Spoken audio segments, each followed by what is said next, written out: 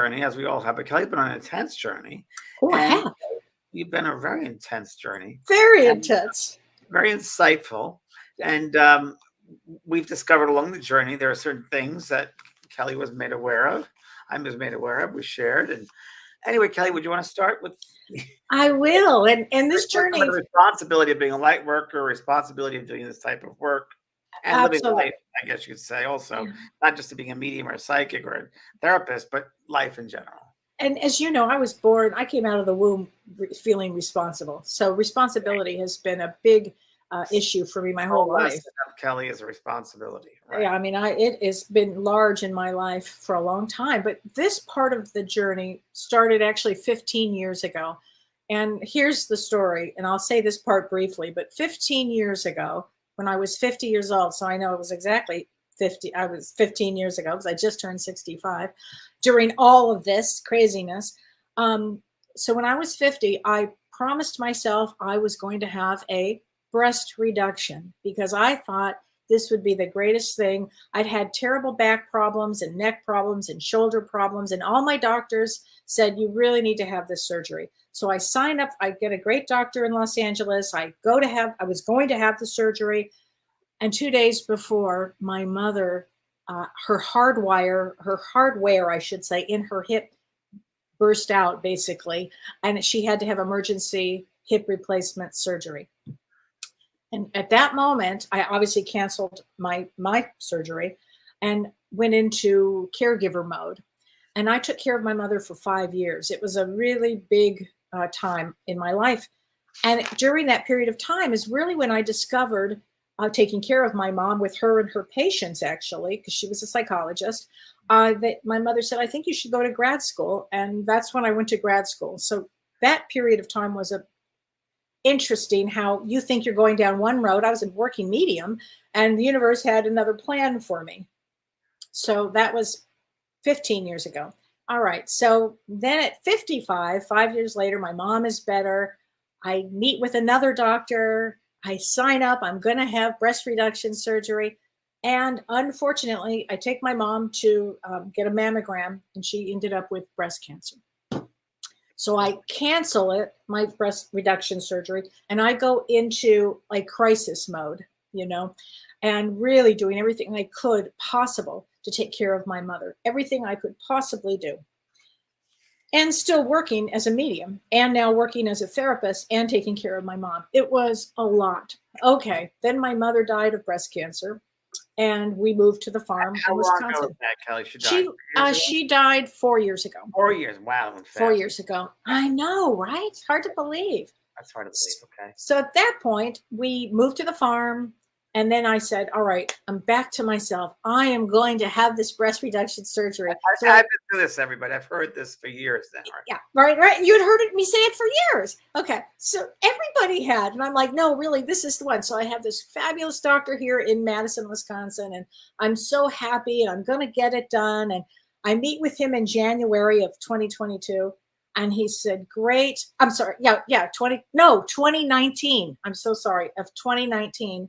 And we set the appointment for April of 2019. I'm sorry, of April of 2020. I'm getting it mixed up. COVID. And COVID hit. So now 3 times I'm out of this. And I'm like, you have got to be freaking kidding me. I cannot get it. There was nothing I could do. All right. So then 2 years of me taking care of the world. And James, we worked our asses off during that time. And I really worked hard during that time. And I thought, I have to make the time to have this done. So I met with the same doctor who I just love.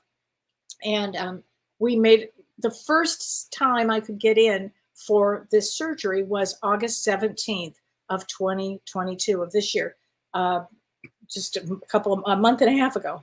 Astrologically, did it look okay? So it's a funny thing that you would say that. So what I did is when that date became available, and it was the first date, in my head quickly, I did the numerology of it. And I said, well, it's a 22 day. Now, 22 means the builder. I said, well, I will be rebuilt. Okay. So I took it. I didn't look at everything else because I felt this was the day that was presented itself and I was going to take it because I had already 3 times said, turn this, couldn't do it. So I said, I'm going to do it. And I remember I ran it by you and I ran it by my friend Charlene, and everybody was kind of like, really? And I was like, yeah, I'm going to do it. Yeah. Now, during this process, as we got closer to August 17, I started to feel some sense of, I don't know, it's like an anxiety, but I'm thinking, well, that'd be normal because I'm going into surgery. So that would be normal, right? And then it almost felt like some sort of a doom feeling is what I kept feeling. And I was like, no, Kellee, it's just get that out of your head. Seriously. So I go into a surgery center. So not the hospital. The first time was not in the hospital. It was at a surgery center. I meet with the doctor. And for some reason, as we're about to go into surgery, I blurted out to him, I don't want to die. Did I even tell you that? I said that? Yeah, and then he looked at me and goes, Kellee, you're not going to die. You're not going to die. He's very calm. He goes, you're not going to die. You're a perfect candidate for this. You're this, everything. You're healthy. You're this. Everything is fine. I said, okay. So we went into surgery. I have the surgery. He comes out. He tells Dawn everything is good. I spend the night in the surgery center. The next morning, I go home. You called. You said, I just want to hear your voice. I remember that. And everything was good. And 3 days later, Mavis died, actually, 3 days after that. So now it was around the 20th of August, I think she passed. Wow, what's her name died first? Janet. Janet died just 5 days before my surgery, I think. Yeah. I know. And then Mavis passes. And then Mavis died. And that really shook me to my core when I found out that she died. I was just devastated, really. I mean, we both were just devastated. Yeah, we both were. Yeah. So then I was so emotional over that. I kind of lost track with how I was feeling. It wasn't because of that. I, as a caregiver, never really, as much as I would like to say I take good care of myself, because I do a lot of really good things, I don't really listen to my own body. And I really wasn't listening. Let me interrupt you by asking you this, because you say to take care of yourself. But as I've always said, we all have to have balance. Yeah, I had no balance. The spiritual body, the emotional body. And I don't think your emotional body was in balance, because not at all. Care of people, your moon in Cancer, take care, and continue. So the emotional body, I was definitely not balanced whatsoever. And I was also not really attached to my body in the sense of that I knew if it were you or Dawn or my mom or anybody, I'd go, okay, get her to the hospital. She needs this. But for my own self, I just couldn't quite put it together that I actually was getting sicker and sicker. So several days, and they said to me, the doctor said, if there are any changes, here's my cell. If there's anything, call me. But I felt like I didn't want to bother anybody. I'm like, oh, no. I'm fine. I'm just tired. I just had surgery. But that's really not what happened at all. So, after you had the surgery, and a day later you came out of it, and then when did you go home? 2 days after that? No, that day. I went home. 24 hours later, I went home. Okay. And when did you start feeling not good? About 3 days later. And when you say not good, you felt nauseous? I felt, no, I wasn't not in physical pain. I just felt tired, James, like tired. But then I kept saying, well, I'm tired because I just had surgery. I'm tired because this is a big procedure that I had. I was just tired. And then I just got more tired. And then I thought, I don't feel well. So I did go to see my doctor at my appointed time. It was kind of funny. I should have gotten my ass in there right away. I mean, that's how much out of touch I was. I went to see him, and it turned out that how do I say this the right way? I didn't have my veins weren't connecting with the blood process, and I needed to go back into a second surgery. And it was, and I had dead tissues, and it was, yeah. And they couldn't find that at the surgery? They couldn't find that? No, not during the first surgery. No. First surgery, everything was fine. And I will say this about this type of surgery, for breast reduction surgery. There's a 14% to a 52%, 14 to 52% chance that there'll be a minor complication. I had major complications. Okay. I was like the 5% club you don't want to be in, right? So I had to go into a second surgery. So this time it was in the hospital. So I go into the hospital. I have a second surgery And that was to what? Get rid of the dead tissue? of the dead tissue. Bring more blood to your tissue? Yes. Yeah. Okay. So I go in for that. And I was very, down because now I have to start all over again. And it was hard and I'm scared. And again, I blurted out, I don't want to die. He's like, oh, you're not going to die. This happens on occasion. It's okay. Okay. So I have the second surgery. Then I get home and I think I was in the hospital 2 days that time. Then I get home and about 3 days later, 3 or 4 days later, I don't feel well. And I really don't feel well. I'm tired. My breasts are like on fire, like something's going off here. And I realize then it finally hits me. Oh, I think I have an infection. So I call him. I go in immediately. And he says, Kellee, here's the thing. And I go, oh no, I know it. I know I'm going to have to go back in the hospital. And he goes, yes. He said, I'm going to give you an opportunity. He said, you can go home with antibiotics. But I said, if I were your wife or daughter, what would you say? And he always asked that question. And he said, I'd put you in the hospital right now. He said, where's Dawn? So we go get Dawn. I was in a hospital bed for my third surgery on that fast. This was now September 9th. And I was in the hospital with intravenous, 48 hours of intravenous IV with antibiotics, heavy duty antibiotics. And here's what happened with that. Could you eat while you had the? If you didn't want to, yes, really I could eat, but I just didn't have an appetite for it. No, I really didn't, and I was scared. I was. Well, I'll tell you when I got to the despair part. So he comes in and he says, I'm sorry, we have to do the third surgery. I've checked all your vitals and your blood work and your tissues, and we have to go in because you have an infection. So now it's a third surgery.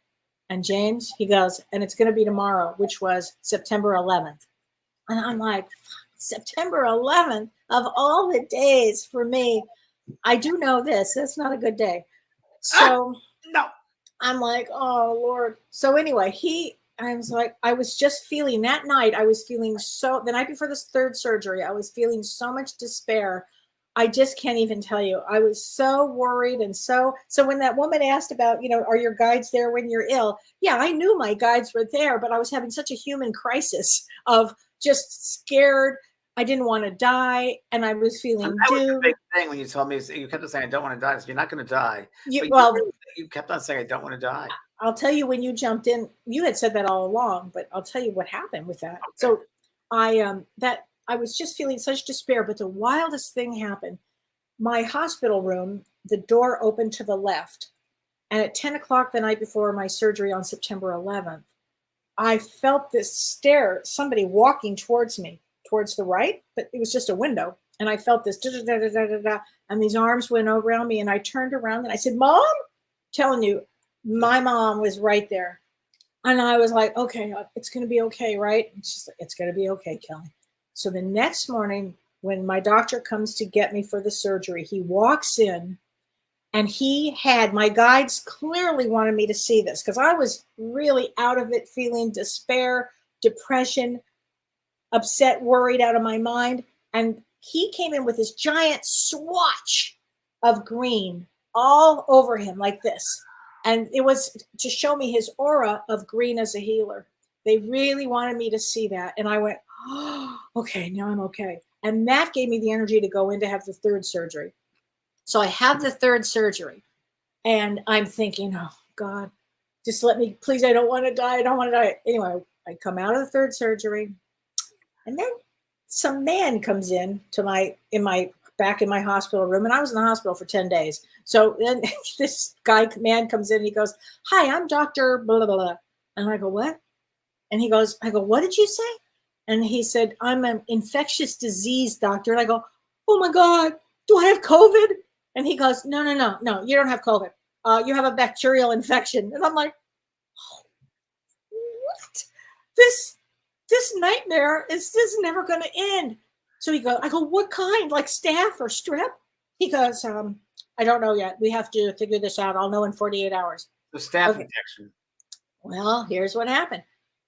So I'm in the hospital. I am now going plummeting down because I am thinking, oh, the surgery didn't take me out. Bacteria is going to take me out. The doom I felt, I can't even describe. And I couldn't pull myself out of it. I just couldn't. So anyway, he comes back 2 days later and he says, I go, what is it? Was it staph or staph? He goes, well, actually, you have 3 bacterial infections. Okay. Now I know I'm doomed. Like nobody's business. I'm doomed. So I was like, well, okay. And at that moment he leaves and I'm so depressed. I'm sobbing. And a nun walked in. And now I'm like, oh, I'm dead. I'm a goner. A nun walked in. I was in a Catholic hospital. I go, oh, I'm a goner. I'm a goner. I'm a goner. To give you the last part, yeah. And I'm crying and crying. That happens, yeah. I'm crying and crying. And she goes, dear, tears are the words that your soul speaks when you don't have the words. And I'm like, oh, I have the words. I'm dead. It was just terrible. So she leaves. And then you called and you didn't say hello. You said, you're not going to die. That's what you said to me. You said, you're not going to die. It was exactly at that moment. I was driving down the street and that came into my head. It's like, I'll call her right now. And I think it was your mother. You're not going to die. You said, you're not going to die, Kelly. Now, then you said, we're all going to go sometime, but you're not going to die from this. And then, I mean, it was unbelievable. So then after that, I was in the hospital. I was on, intravenous IV forever with antibiotics. And then finally I was allowed to come home with oral antibiotics. And I was on that for over 2 weeks. And then after that, I mean, all of this was really, really a difficult situation. And it took me all this time to recover. And did you look into your chart and see what was going on, the aspects in your chart that were happening that caused this? I don't have the balls to do that. Really? I don't want to. I haven't done that to see what aspects were in the 6th house. And I mean, hello. The 8th house of death. Oh, the 8th house of death. I will. You know what? I will do it. I will. I don't think of medicine, right? 6th house is taking care of your healing, yeah, right? Yeah. I just feel your 6th house was loaded with stuff. I will look. I'm sure it was. I mean, and I will look, James. It's so funny. No, I didn't. Believe me, you're not going this early. Oh my God. So it was a hard thing to do. And I think as a caregiver, caregivers tend to go from crisis to crisis. And yet I was having my own crisis and I hadn't really experienced, I've had a lot of crisis in my life, but this was a different. Besides you're not going to die. There was something else that came to me very clearly when I was driving my car. And it was Ramus and Remus, the foxes, and Latin, and suckling on their mother's teats. Oh, yes. And I said to you, you can't nurture the world, Kelly. Enough already. You just give, and you have nothing left. And that's what's literally happening because you have to have boundaries of not giving so much because there's got to be boundaries. And that's for all of us caregivers and light workers. It's got to be moderation. Everything's got to be in balance. And that's what I learned from this whole thing. That's what I learned is they had to show me in a dramatic way. Sure. To get my attention. And they got my attention. They totally got my attention. It forced me to stop and to take care of myself. And the universe will do that. The universe will force us to stop in order to listen, to stop and pause and take heed. Same thing happened with a mutual friend of ours, came out to visit and was going out to dinner and she fell right in front of my house, broke her hip, broke her arms, and ended up going to the hospital and then ended up going to rehab. And I was with her every day. And she was go, go, go, double Gemini, go, go, go. And it was an amazing experience for her. At the end of it, she said it was one of those amazing experiences because I never would have realized. And I gave her the book, The Quiet Mind by White Eagle to read. And she said, it's a great book. Yeah, it's so great. She had to forgive someone for 30 years. She had not forgiven this person. And it took this time in bed to realize that she had to forgive him. And she did. And I said to her, and I don't know where I got it from. I said, it's not your dirt. I said, you're not the doormat. It's someone else's dirt at that doormat. Don't make it yours. And she uses that analogy that just came through when I was talking to her. And she said, it's amazing how long you hold on to old stuff and how it affects the body. And sometimes you're going to be hit hard in order to Yes. wake up. You got to wake up. Yeah. And it's true. It's really, really true for all of us. It's very true. Well, and I know when that happened with Carolyn, it happened during 3 days after my first breast surgery. Yeah, the 24th of August, I Yeah. believe. It was right after your birthday. Yeah. My birthday was great because I brought her out for the meal, and she got a facial. I got her hair done for her, and It's amazing. I mean, no, but that was a long time of holding on to something. And she said it was as painful as it was. Again, here we go, seeing the bigger picture. The bigger picture was I had to stop, because otherwise she would never stop to look at it, to go inside and have the time to be there. Now, this is something interesting. In her rehab place, she's such an innate healer, and there was a lady next to her, and the lady wanted to die, and the lady was having trouble with kidneys, and she would need. 2 days later, I go, what happened to your roommate? They left. She left. She said, I healed her, and she did. The lady was fine, and Carolyn was not feeling good. And I said, what's going? You gave all your energy away. I said, are you going to stop? So it's exactly what you're talking about. Yeah. We can't, as natural as it is to give, we also got to realize in this human space, we got to have boundaries. We got to stop. Enough is enough. It's hard to do that when you've come in this way almost. But I have to really watch my energy. You got to honor yourself. You got to honor yourself. You got to love yourself, honor yourself, and I would say, that's not enough. That's enough. And that's the key right here, what you just said. It's, I count too. I literally, as a healer, we count as well. Because have you noticed, there's almost like a run on healers right now. Several of our friends have been down and out. And, several. I was down and out with my knee. I couldn't walk. It was weird how things happened. Such a weird way. A lot of our friends got double hip replacement, which I don't know how that turned out. Well, actually, it turned out that she just died. One. Yeah, we had 2 friends die. It's amazing time. It's about a cleansing. Yeah. Oh my God. But self-care and self-love, you have to do that. But what is holding everybody back now? All you guys listening and watching this, what's holding you back from self-care? Why don't you put yourself first? What is the reason why you don't do that? You need to do that. So what is the illusion that you're living, and what is the payoff that you're getting out of this? If you're not living. Such a good question. I'm really taking that to heart, like you just said. I'm in the middle of writing a meditation course right now, so that's okay. I have all these exercises before I got in the show tonight, and I'm thinking about that with people, my exercises. And it's true. What's so important that we don't put ourselves first? And I'm not talking about ego. I'm talking about sense of love and respect for this. Many times in my Catholic upbringing, and I'm watching a great movie, Father Stu. Have you seen it yet? I haven't. Should I see it? You got to see it. Oh, okay. It's so us. Father Stu. Okay. It's a Catholic thing. It's great. The writing is so profound that I have to stop and rewind and listen to the writing, because the writing's great. Talk about God, but not the God, divine God. It's fabulous, everybody. But it sometimes takes a while for us to realize that we, being in this human space, and most of us who are light workers and empaths and so forth, we're not used to this space. This is not natural for us. But we got to realize we live in a dense, limited place. And the body, this physical body, is a wall. It's limitations. And the mind creates, so we got to be careful what the mind brings in. Because the mind, it ends up in the physical body. First place it starts is the mind, ends up in the physical body. So in healing thyself, you first got to clear up what's the mind. Like, as I said earlier, Mavis said, in mediumship, you got to clear that space of the mind and prepare your mind. But it's true in everyday life. What are you feeding your body?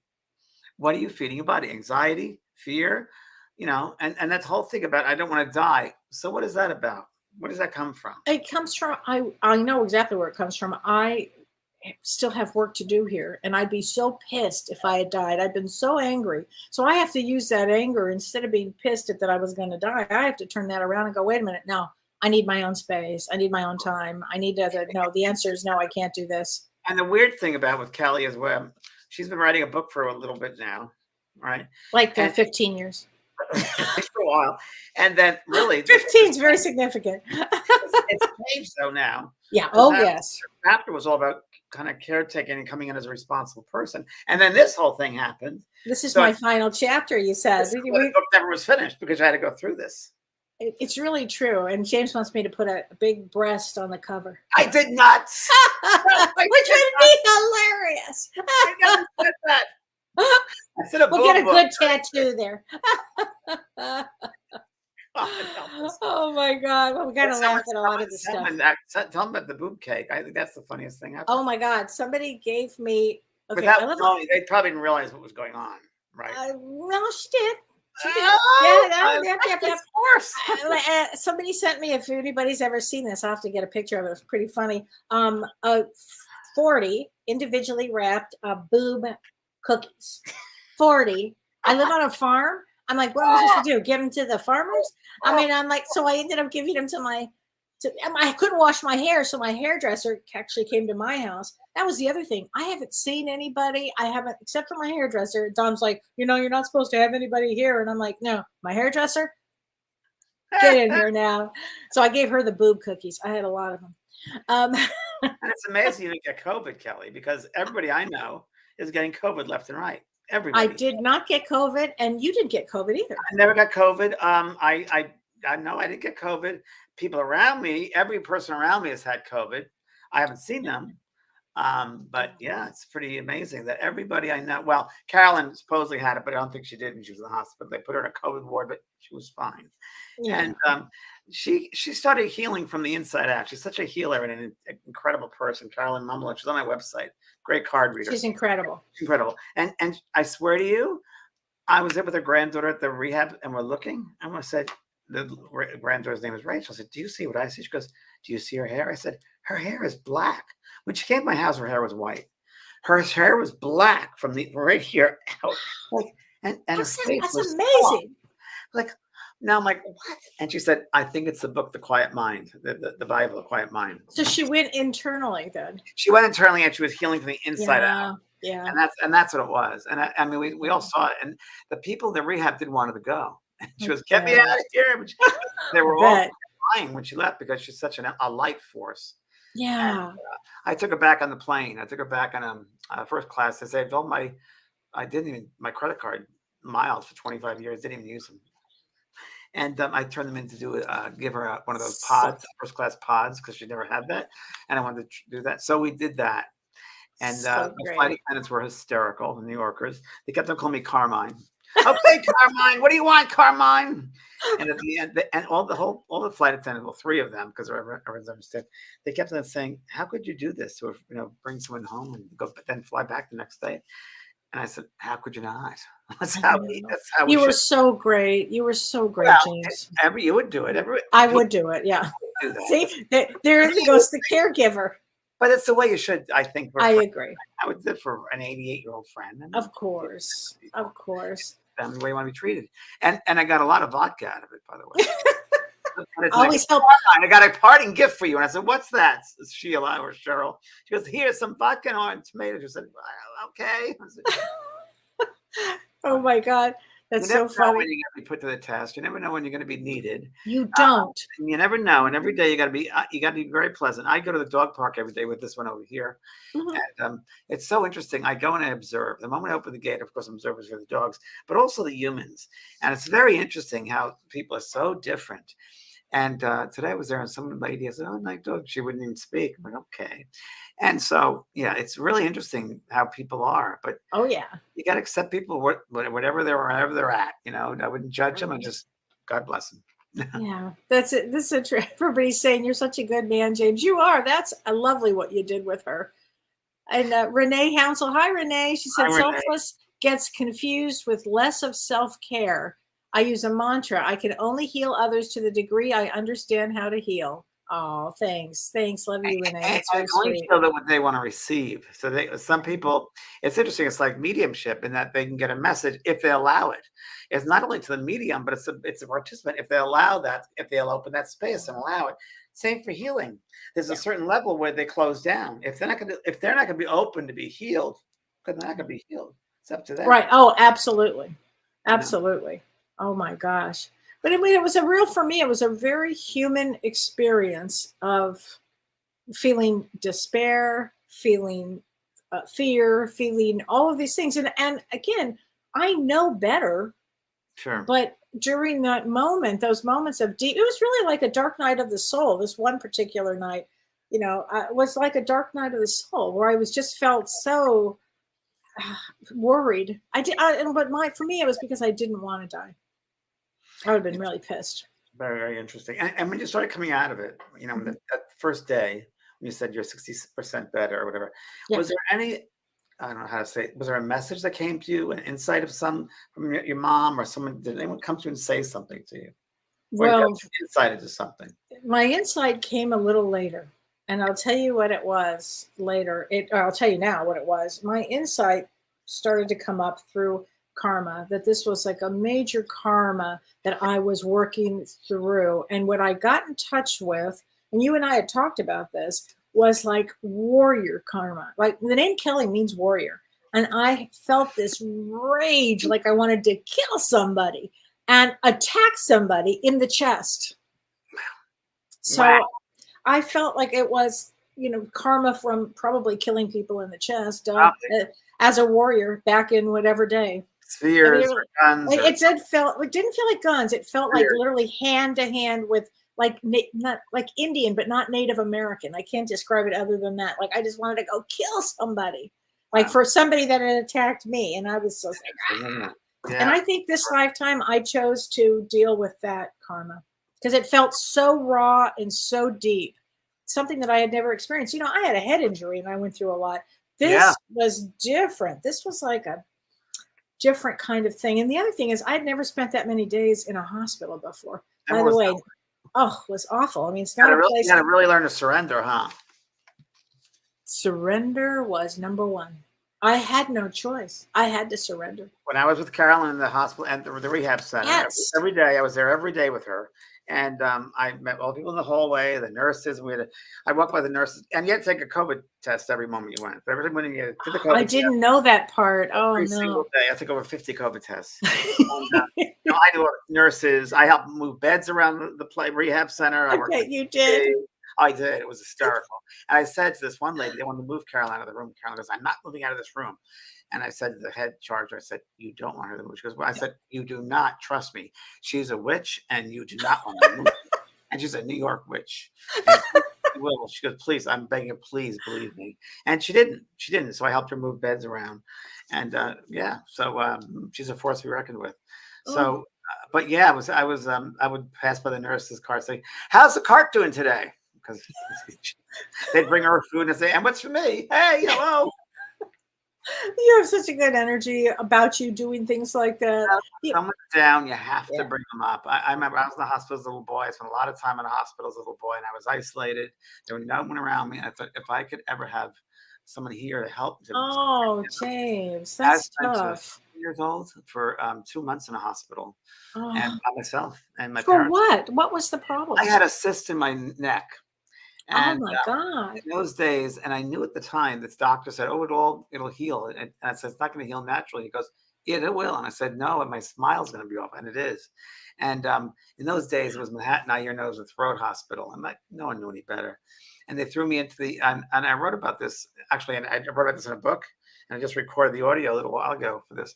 And it was I was in a tonsil ward. The kids just go and get their tonsils taken out. Yeah. Just went for a day, a couple of days, and then leave. And I became friendly with everybody, and then they would leave. Everybody, and they'd leave. Oh, it's so And, hard. and the story I have, which I would like to say, which is interesting, I write about it in the book. This little boy who couldn't find anybody who liked him, and everybody he met left, and they all made fun of him.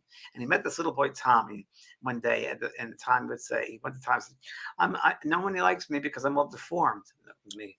And he goes, well, what's your name? I said, it's Jamie. James Prague. And he goes, oh, because I have this big lump. And he goes, he said, that's because you have so much love inside, it's going to burst out, and no one wants to be around that much love. Take it. Oh my And he must God. have been 7. It was one of those. Oh, I didn't remember that's why I wrote that book. And yeah. so sweet. How long were you in the hospital then?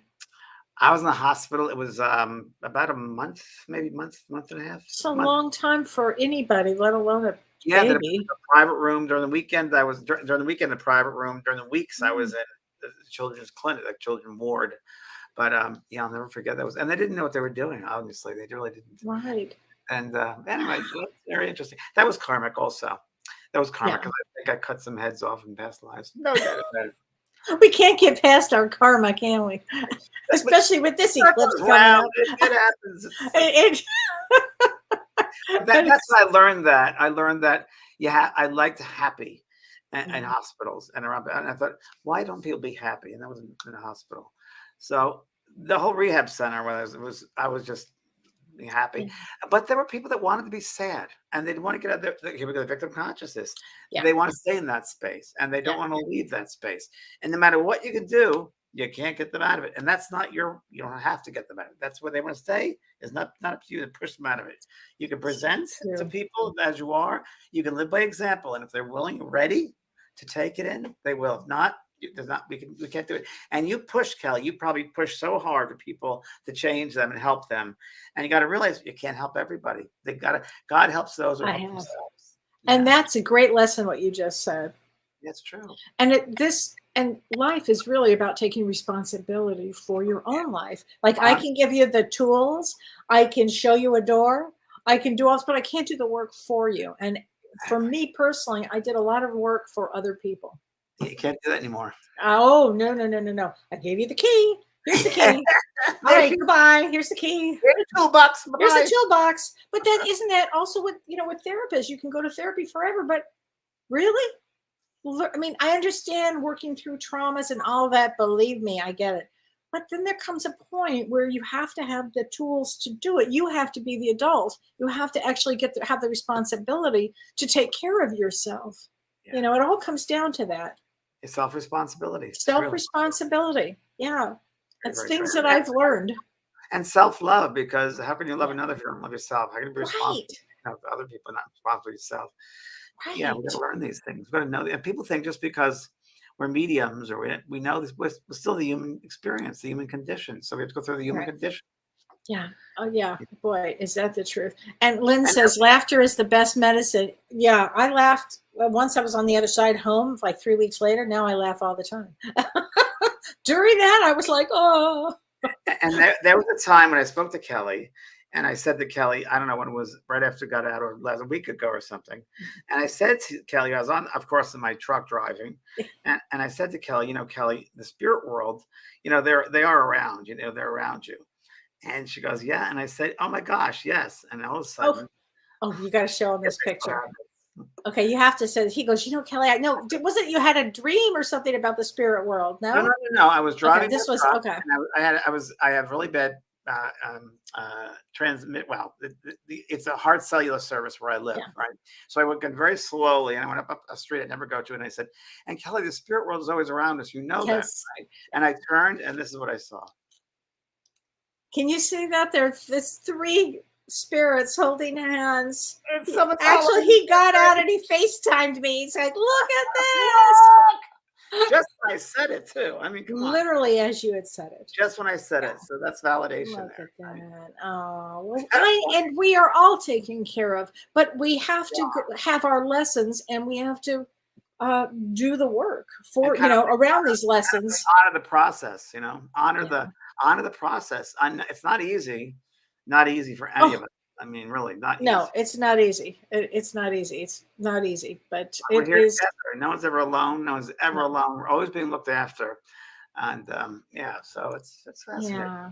Yeah. Oh, James, it was something. But I will tell you something wild that happened. I will tell you this, and I think I shared this with you. It was this was kind of weird. On my first surgery, in the middle of the night, it was about midnight, and I was, you can't really sleep in a hospital. I was trying to sleep. I just really couldn't, but I was trying. And I look up and I see this 12-year-old boy over my head like this. He's got long blonde curly hair and he's kind of just looking at me. I said, what's your name? And he says, Matthew. I said, how did you pass? And he said, COVID. And I said, oh. And then the door opens up, the light goes on, in my hospital or in my surgery center room. And the nurse comes in and she says, "Hi, I brought you your orange Jello." And I'm like, "Hey, I have a question. What was this used for? Like during COVID, what was this used for?" She said, "Oh, this was the children's ward." And I said, "Oh, I have to tell you what happened. This little boy came by, long blonde curly hair, Matthew." And she said, "Oh, you saw him?" I said, "Yeah." And she said, "Other people have seen him." She said, "He was my client. He died in this room." I said, "Oh, well, that's why he was just checking in." I was like, I wasn't afraid. I was at all. He wasn't earthbound, everybody. No, so no, looking in. no. Is that- It was interesting. So then I tell her what I do. Then I tell my doctor the next morning. He goes, "Did you have a good night?" And I go, "Yeah, the wildest thing happened. This 12-year-old boy showed up." And he goes, "What was a 12-year-old boy doing in my surgery center at midnight?" Well, I have a great story. I think I told you, but I'll share with everyone before we go. I was getting acupuncture. I think I told you this acupuncture, and I went to this man, great man, named Dr. James Thai, and he's from China. And first I met him, loved the guy 3 years ago, and anyway, he put. I had a lot of knee problems and things going on, so he put needles on my front instead of my back, which he usually does. So I'm on my back, and he puts new needles in me. I had about 50 or 60 needles just all over me. And energy, he goes, you need energy. Your pulse is really down. I remember Carolyn was here, so I was really giving energy probably. And I was bleeding, plus I had my doggy. For sure. For sure. Hi, Pearl. Yeah. So anyway, so he puts it on me, and I swear to you, about 10 minutes into it, and I'm usually fall right asleep, I saw beings all around me. And it looked like I was on an operating table, and they were looking down at me. And I'm like, "Oh, who are you?" "We're his team."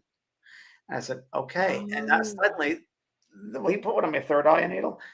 It comes out. Someone pulls it out, and I'm like, "Oh God!" And they laid it on my forehead. I was like, and I didn't move. I'm like, and all of a sudden, my whole body started to shake. And they said, "We're removing the stagnation of your body."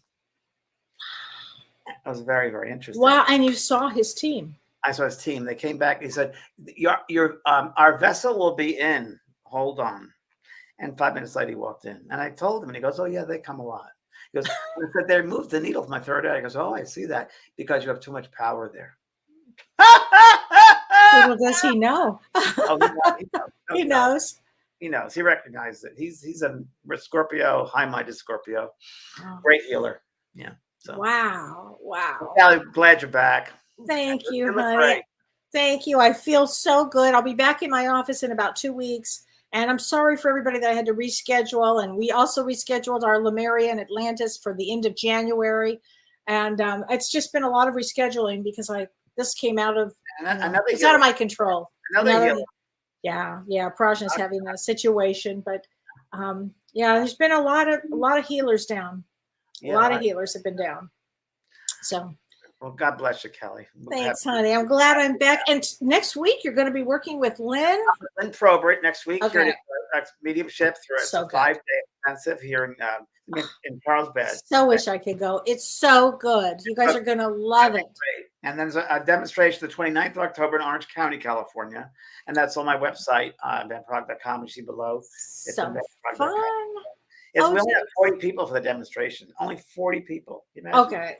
People have got to sign up because this is really, such a 40 people. So watching James and Lynn work together is extraordinary. Boy, I had a red book. Oh, the title was, on page 25, there's a marking. That's right. And if you go back to the end of the book, there's a stain there. That's right. And stuff like that. And she's an outstanding teacher, too. Outstanding. I think outstanding teacher. Best teacher I've worked with, yeah. I believe it. She's something else. And you two together are magic. I mean, and the sense of humor that you guys have together. Hi, Pearl. Really Hi, Pearl. Hi, Angel Puss. Oh, she's so Oh, she smiled. Oh, my God. That's so sweet. All right, everybody. James, I love you. Everyone. Thanks, everybody. Bye. Bye, everyone. You've been listening to Both Sides Now and Beyond, featuring spiritual medium and master teacher James Van Praagh and spiritual medium and psychotherapist Kellee White. That was great. Maybe we changed some lives. And maybe opened up some minds. Which way do I turn? Right. I mean left.